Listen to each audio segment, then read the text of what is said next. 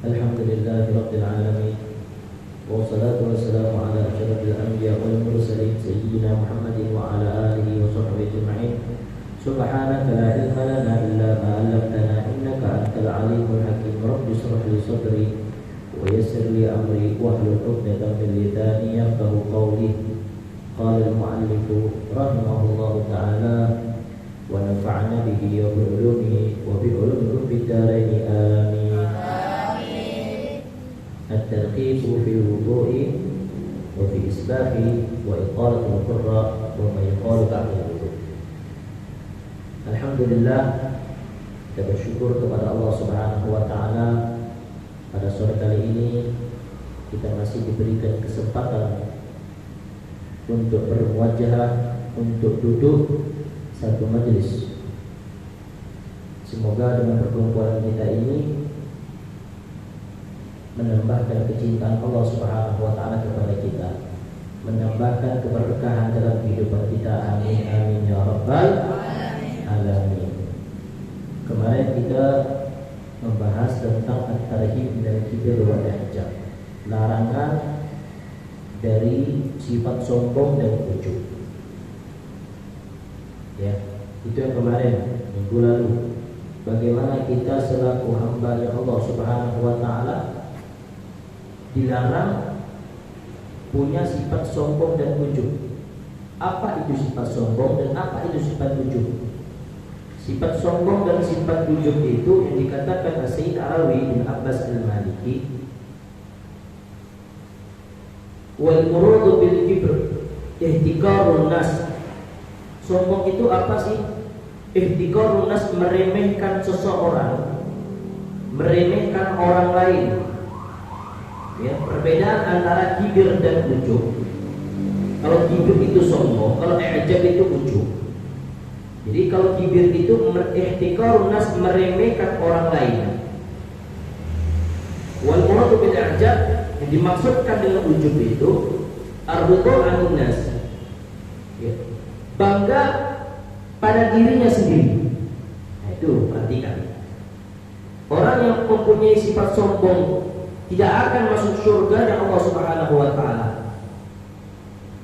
Walaupun di hati mereka itu ada kesombongannya sebesar biji sebesar biji zarrah. Apa itu biji zarrah? Yaitu biji sawi. Bayangkan, sedikit di hati kita mempunyai rasa sifat sombong, maka tidak akan masuk surga. Loh, siapa yang mengatakan seperti itu? Begitu Rasulullah sallallahu alaihi wasallam. La yadkhulul jannah, kata Rasul sallallahu alaihi wasallam, man kana fi qalbihi mithqalu dzarratin min kibr, kata Rasulullah.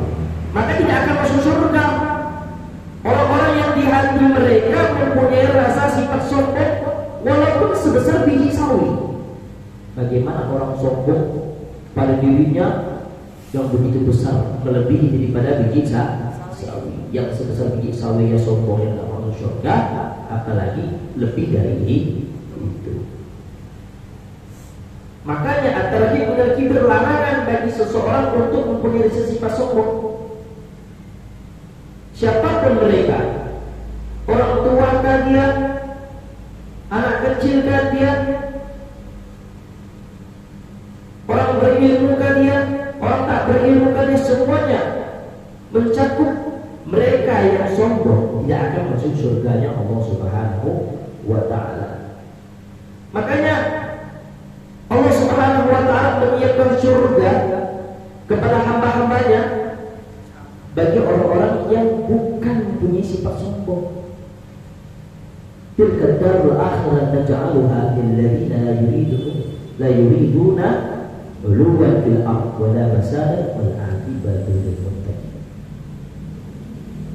Itu adalah rumah akhirat, maksudnya apa? Surganya Allah Subhanahu wa taala Allah berikan kepada orang-orang yang tidak mempunyai rasa sifat sombong yang di muka bumi ini. Orang kalau sudah sombong di muka bumi ini tidak akan pernah, bahkan tidak akan merasakan surganya Allah Subhanahu wa taala. Wala fasadan, bukan hanya orang sombong, tapi orang-orang yang fasadan, yaitu apa itu fasadan? Ya amal ma'asi. Orang-orang yang bermaksiat kepada Allah Subhanahu wa taala itu tidak akan masuk surganya Allah Subhanahu wa taala. Di samping orang yang mempunyai Di samping itu juga orang yang bermaksiat kepada Allah Subhanahu wa taala tidak akan masuk surganya Allah Subhanahu wa taala.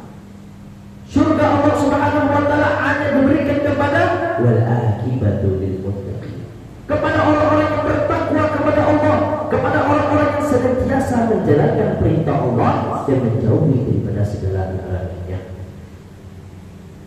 Wal akibatu lil muttaqin. Balasan bagi orang-orang yang bertakwa kepada Allah itu yaitu apa? Tilkad darul akhirah. Yaitu apa? Surganya Allah Subhanahu wa taala. Semoga kita dijadikan orang-orang yang senantiasa bertakwa kepada Allah Subhanahu wa taala dan merasakan surganya Allah Subhanahu wa taala. Amin ya rabbal alamin. Makanya hati-hati. Andai kata ada di antara kita masih mempunyai rasa sifat sombong, tinggalkan. Walaupun sebesar biji sawi, tidak boleh. Lebih jelasnya lagi, kata Rasulullah apa itu kibir? Batarul haq wa ghamdun nas. Kibir itu, sombong itu, batarul haq, tidak mau menerima kebenaran, diberi nasihat. Sholatlah, duduklah majlis. Kau yang sholat, kau yang hadir majlis, kau yang buat, kau yang dapat pahala. Ini kata mereka. Orang seperti ini kita datangkan dia, kita ketok kepala dia. Kenapa saya katakan ketok kepala dia? Sombong. Kita ajak dia sholat nggak sholat. Kita ajak dia hadir majlis, ayolah sholat dia, ayolah hadir majlis. Kau yang berbuat, kau ya lah, awak ya lah. Banyak orang seperti banyak apa? Awak yang sholat, awak yang berbuat, awak yang dapat pahala. Awak yang hadir majlis, awak yang dapat pahala. Nanti sewaktu-waktu orang seperti ini nih, kalau dia meninggal, terus orang bertanya kepada kita, gimana nih Ustaz? Dia sekarang meninggal. Itu cukup ucapkan kepada mereka yang tadi ngomong seperti itu, awak yang meninggal, awak yang ngomong sendiri, awak yang meninggal, ya, awak meninggal sendiri. Cukup kita katakan seperti ini. Enggak usah repot orang-orang seperti ini enggak usah repot. Makanya jangan sampai ada di hati kita rasa sifat sombong. Apa yang sombong kata Rasulullah? Batarul haq wa ghamdun nas. Ya, tidak mau menerima kebenaran, dikasih nasihat, Allah yang maksud, Allah yang berbuat, Allah syurga. Ya, kalau ada seperti ini, sombong dengan apa yang dia punya, waham tunas dan meremehkan orang lain. Di samping dikasih nasihat tak mau, ya, malah meremehkan orang lain. Kau nak nyuruh aku, kau usah di kau, urus keluarga kau, urus anak famili kau. Kayak gini sombong. Orang seperti ini gak akan masuk surga. Itu udah terlalu luar biasa kesombongannya. Makanya di sinilah kita duduk, di sinilah kita mendapatkan faedah. Orang-orang yang sombong itu gak akan masuk surga. Maka hati-hati, siapapun di antara kalian ini atau ustaz atau siapapun yang masih ada sifat sombong, jangan berharap kalian mendapatkan surganya Allah Subhanahu wa taala. Jangan pengen kita masuk surga kalau di hati kita masih ada sifat sombong. Orang selalu diremehkan, dikasih nasihat gak mau. Bukannya agama itu diajarkan untuk saling menasehati. Adilun nasihat kata Rasulullah. Ini pelajaran kita sebelum-sebelumnya. Apa itu agama? Kunna bima. Ada Rasul sallallahu alaihi wasallam ad-dinun nasihat kata Rasulullah. Agama itu adalah nasihat. Kunna. Para sahabat berkata, liman ya Rasulullah? Untuk siapa ya Rasulullah? Qala lillahi, untuk Allah. Maksudnya apa? Untuk Allah. Kita bagaimana beriman kepada Allah Subhanahu wa taala? Beriman kepada Allah Subhanahu wa taala.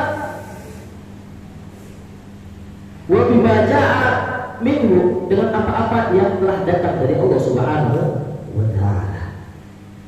Wa bi kitabihi, untuk kitab-kitabnya. Maksudnya apa? I'tiqad ma ja'a bihi, kita meyakinkan dengan apa yang telah datang pada Quran. Kita harus meyakinkan itu Quran. Wa li rasulihi, untuk Rasul sallallahu alaihi wasallam, bagaimana kita ta'zimu, mengagungkan baginda Rasulullah sallallahu alaihi wasallam. Wal istimsaku bi sunnati, melaksanakan untuk akan sunnah baginda Rasulullah sallallahu alaihi wasallam, bertabligh dan menyampaikan apa yang dibawa oleh baginda Rasulullah sallallahu alaihi wasallam. Wal a'immatil muslimin wa ammatihim, maksudnya bagaimana? Nasihat untuk li'a'immatil muslimin ta'atihim fi ridha, kita ajak mereka untuk ketaatan kepada Allah Subhanahu wa taala di dalam mencari ridhonya Allah Subhanahu wa taala. Wa nahyihim 'anil munkar, dan mencegah, ajak mereka untuk meninggalkan yang namanya kemungkaran. Ya, cegah mereka untuk melakukan kemungkaran. Makanya jangan sampai ada di antara kita merasa punya sifat sombong. Siapapun yang memberi kita nasihat, siapapun yang mengajak kita dalam kebaikan, maka cukup kalau kita tak mau, bilang dengan cara yang baik. Masa diajak sholat awak, ya awak yang perempuan, awak yang dapat pahala. Nanti kalau dia meninggal, nanti Ustaz gimana nih dia meninggal nih? Awak yang meninggal, awak meninggal sendiri kan? Awak yang meninggal, awak kubur sendiri kan? Kita susah gitu. Orang seperti ini, jangankan di akhirat, di dunia dan diazab oleh Allah, apalagi di akhirat. Makanya pentingnya kita dalam duduk majlis itu, ya, yang tak tahu jadi tak tahu. Man jalasal akhyar u'tiya bil ma'arif. Orang duduk di dalam majlis kebaikan, di tempat-tempat kebaikan, di tempat-tempat pilihan, u'tiya bil ma'arif, maka Allah akan memberikan pengetahuan. Alhamdulillah, Allah masih beri kesempatan kita sore ini duduk di dalam bait memberilah rumah daripada rumah Allah, kita melakukan salawat, ta'zim, dan menambahkan rasa cinta kita kepada baginda Rasulullah sallallahu alaihi wasallam. Semoga kita telah bisa mendapatkan syafaat daripada Nabi kita Muhammad sallallahu alaihi wasallam. Kemudian untuk pelajaran atau pengajian kita hari ini yaitu at-targhib fil wudu. Ya, itu pembahasan kemarin, cuma usah jelaskan dengan sesingkat mungkin. At-targhib fil wudu, anjuran kita dalam berwudu. Ini perhatikan ini. Ya, at-targhib fil wudu, anjuran di dalam wudu. Wa fi isbarihi wa iqalul hurra wa ma yuqalu ba'dul wudu. Ustaz, anjuran apa saja yang kita lakukan ketika berwudu? Ini kita akan baca. Anjuran di dalam berwudu dan menyempurnakan wudu kita atau memanjangkan cahaya. Wa may yuqalu ba'dul wudu, apa yang harus kita lakukan setelah wudu? Qala Allah Ta'ala, ya ayyuhalladzina amanu idza qumtum ila shalah faghsilu wujuhakum wa aydiyakum ilal marafiq wamsahu bi ru'usikum wa arjulakum ilal ka'bayn. Ini anjuran, bahkan di dalam Al-Quran juga tercantum. Allah Subhanahu wa taala berfirman, wahai orang-orang yang beriman, apabila kalian kuntum ila shalah, mendirikan salat, faghsilu wujuhakum, maka basuhlah wajah kalian, wa aydiyakum, dan basuhlah kedua tangan kalian ilal marafiq, sampai siku-siku, wamsahu bi ru'usikum, dan mengusap daripada sebagian kepala kita ini, warjulakum, ya, dan kaki-kaki kita sampai ilal ka'bayn, sampai mata kaki. Jadi dalam firman Allah Subhanahu wa taala menganjurkan kita berwudu untuk membasuh muka kita, membasuh kedua tangan kita. Itu cara-cara berwudu, ya kan? Yang wajib Apa? Muka, tangan, kedua tangan, sampai siku-siku, kemudian mengusap sebagian kepala, ya kan? Warjulakum ilal ka'bain, sampai kaki kita dan mata kaki. Itu wajib. Selebihnya sunnah. Kumur-kumur sunnah. Ucapkan bismillah sunnah. Nanti ada pembahasan dalam fiqh itu. Dalam Imam Syafi'i bagaimana wudunya, Imam Hambali bagaimana wudunya, ya, Imam Malik bagaimana wudunya. Jadi banyak macam-macam cara berwudu itu. Tapi yang wajib, ya, pendapat Imam Syafi'i itu, ya, apa yang dia berdasarkan Al-Quran, Imam Syafi'i salah satu yang wajib itu muka, dari tangan, sebagai kepala, kaki. Selebihnya ingat, ya, kumur-kumur itu sunnah. Ya, paham? Jangan sampai nanti salah wudu. Kaki dulu baru itu sah. Tangan dulu baru itu sah. Bagaimana kalau begitu? Ya diulang lagi. Tapi kalau seandainya ndak basuh kepala, apa namanya? Ndak basuh kepala gimana? Sah tak wudunya? Tidak sah, karena itu bagian daripada wajib dalam wudu. Mau kita basuh sedikit atau basuh sepenuhnya juga boleh.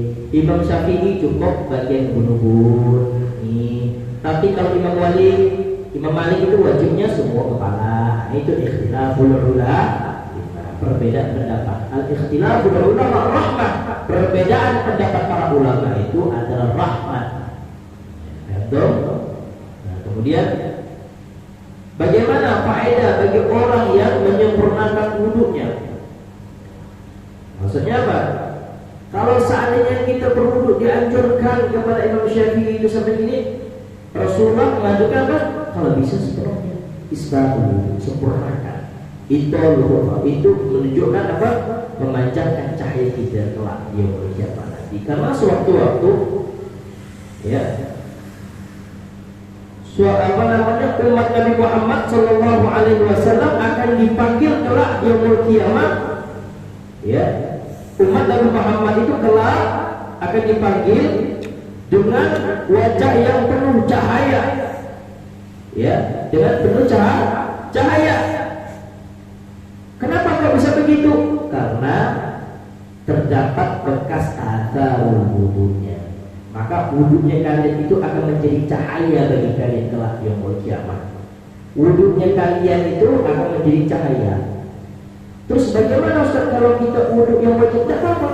Tapi kalau kita lebih dari itu, wajib kita lakukan, sunnah kita lakukan, maka akan lebih bercahaya buat kita bersama. Enak gak jadi umat Nabi Muhammad itu Ustaz? Enak apa tak ada? Jadi umat Nabi enak. Segala sesuatu pahala bagi kita. Segala sesuatu pahala bagi kita. Hanya berwudu, ya, kelak yaumul qiyamah kita dipanggil, muka kita, badan kita dalam keadaan bercahaya. Karena apa tadi? Karena atharul wudu. Karena atharul wudu, bekasnya wudu kita itu bercahaya. Makanya kata Rasulullah, "Faman istata'a an yutilla ghurratahu", barang siapa yang mampu, barang siapa yang bisa memanjangkan cahayanya tersebut, falyaf'al, maka lakukanlah. Jangan neko-neko kita berbuat kebaikan itu.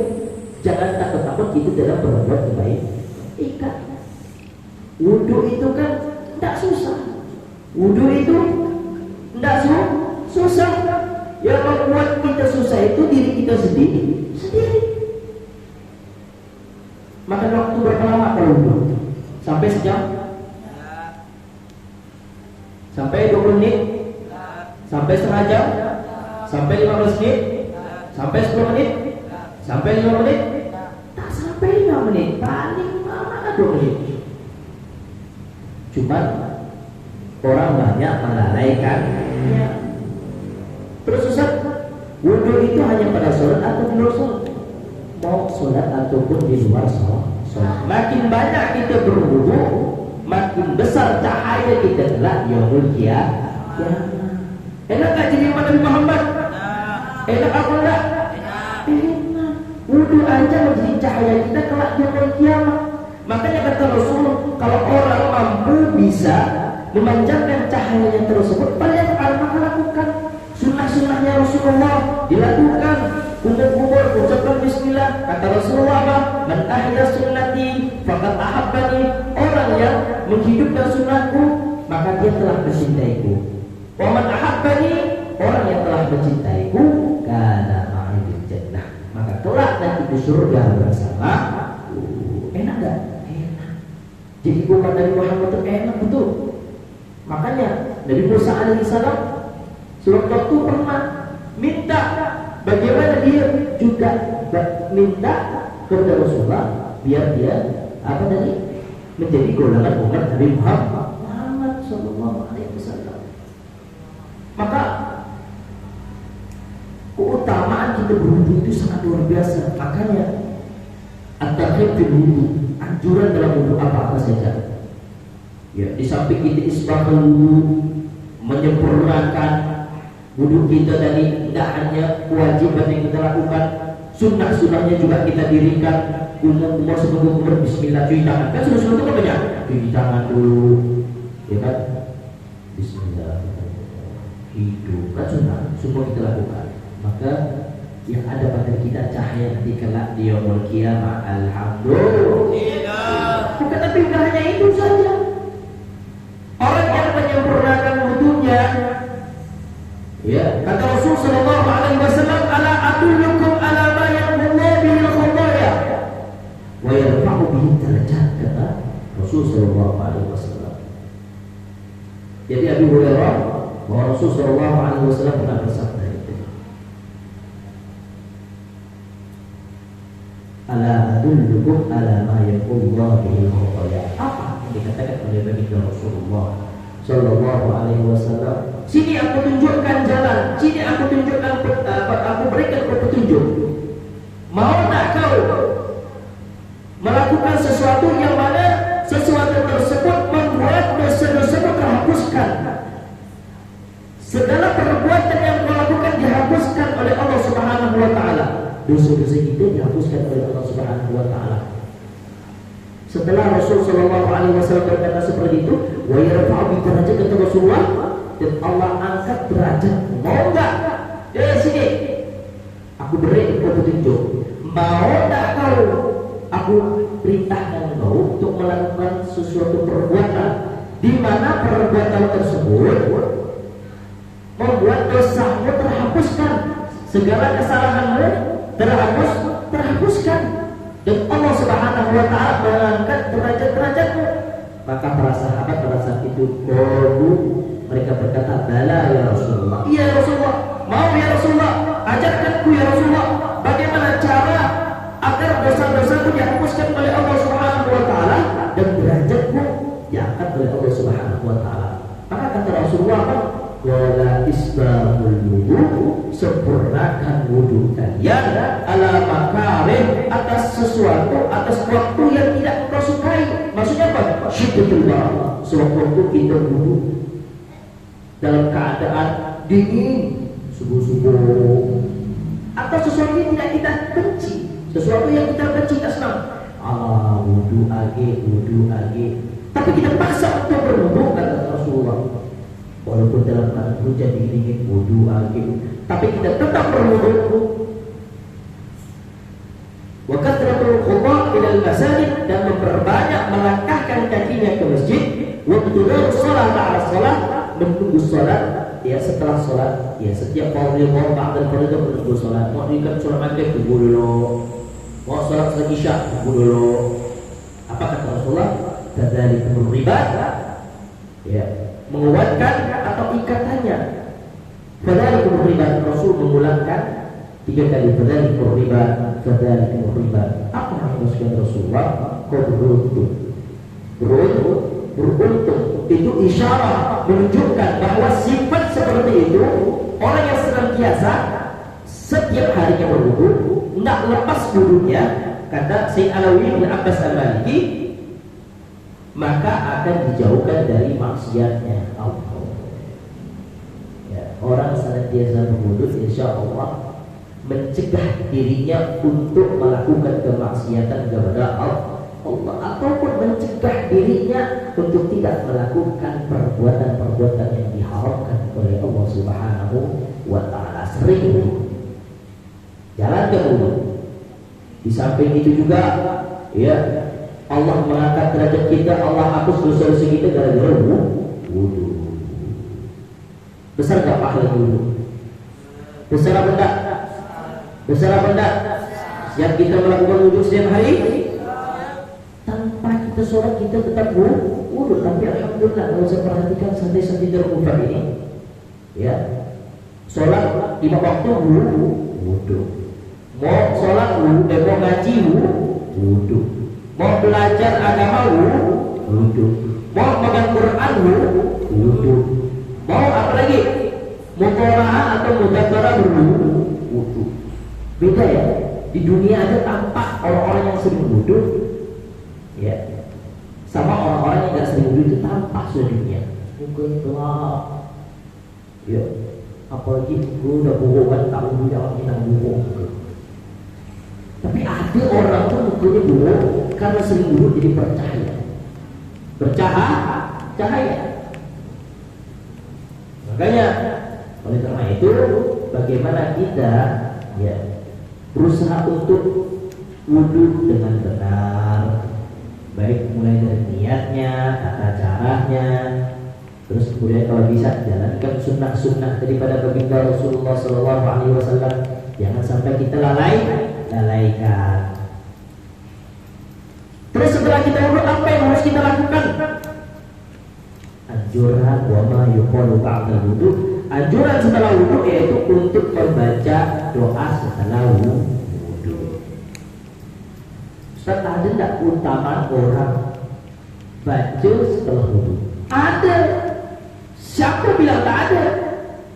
Karena Rasul sallallahu alaihi wasallam bersabda, "Qala ma minkum min ahadin yatawadda fa yubligh aw fa yusbih al-wudu, thumma yaqul ashhadu an la ilaha illallah wahdahu la syarika lah wa ashhadu anna Muhammadar Rasulullah, ya, wa ashhadu anna Muhammadan 'abduhu wa rasuluh illa futihat lahu abwabul jannah as-samaniyah yadkhulu min ayyiha syaa." Bayangkan. Tidaklah di antara kalian, tidaklah di antara salah satu dari kalian yang berwudu kemudian menyempurnakan wudunya. Setelah dia menyempurnakan wudunya, setelah dari wudu kemudian dia mengucapkan asyhadu an la ilaha illallah wahdahu la syarika lah wa asyhadu anna sayyidina Muhammadan 'abduhu wa rasuluh illa futihat lahu abwaabul jannah. Orang rasul sampai rasulnya. Maka apa kata Rasulullah? Dibuka 8 pintu surga. Bentuknya yadkhulu minha, yadkhulu min ayyiha syaa.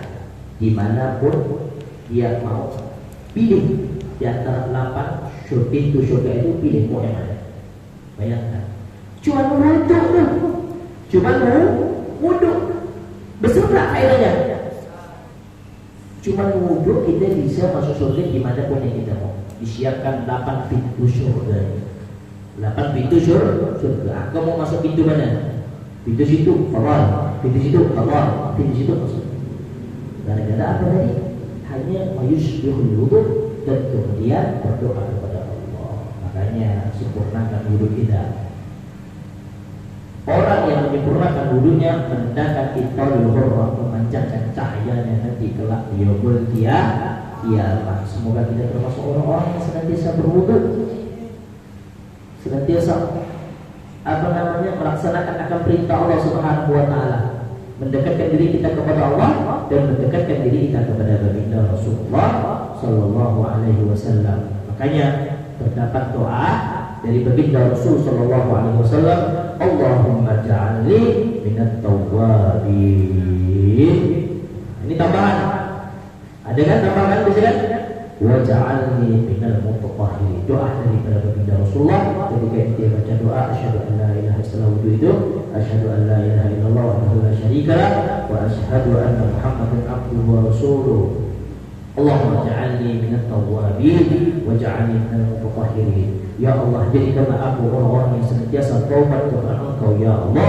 Jadikanlah aku orang-orang yang senantiasa berwudu ataupun senantiasa bersuci. Makanya kalau orang sudah bersuci itu insya Allah ya segala sesuatu itu akan mudah baginya. Orang yang senantiasa berwudu itu akan mudah baginya dalam melakukan suatu perkara yang baik. Paham tuh? Paham apa enggak? Jangan sampai paham sekali lagi.